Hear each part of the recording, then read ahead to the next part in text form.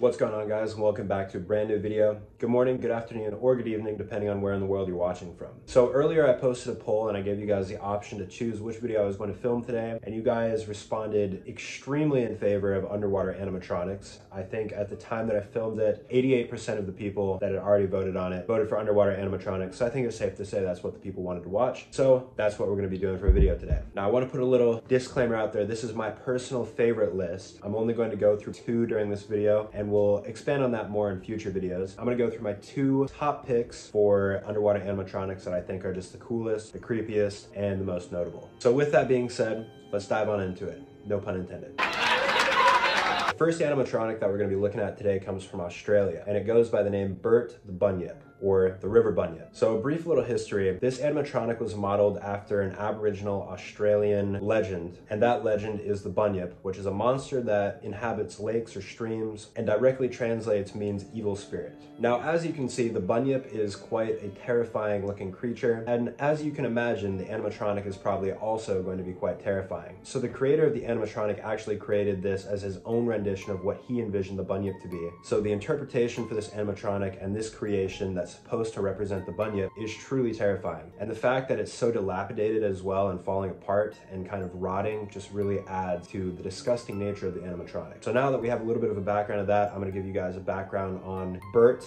as we will call him, refer to him in this video, and I will show you guys some photos and some terrifying videos. Also, this goes without saying, a slight submechanophobia warning. So if that makes you uncomfortable, this is definitely not the video for you to be watching. Now, a brief little history about Bert the Bunyip. Right here, I'm showing you guys a photo of his more recent self. This version of Bert was actually implemented in 2000, and believe it or not, this is the more friendly version of Bert. The previous version of him looks a lot more scary, and this one was implemented in 1972, I believe. And now I'm going to show you guys what it looks like when he works.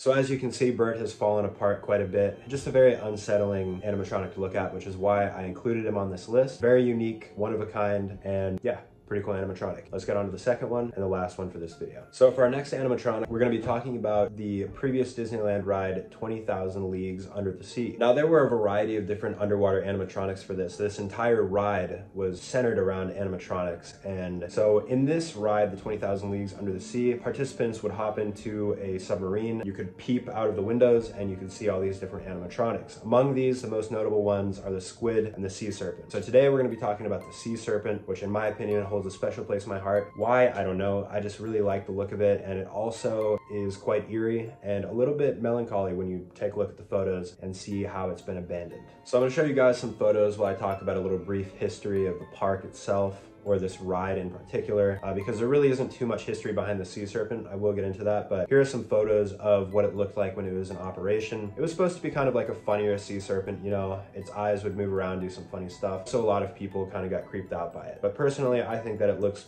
quite endearing, but the after photos are really where it starts to look more creepy. This particular ride was opened on October 14th in 1971, and it stopped operation in 94, I believe. As you can imagine, Disney got a lot of use out of this animatronic, and it got very run down over the decades that it was in use, and now it is 2021, and the ride was shut down over 2.5 decades ago.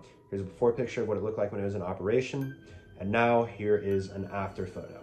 Now here's a brief video of it working so you guys can see exactly what it looked like when it was in its prime.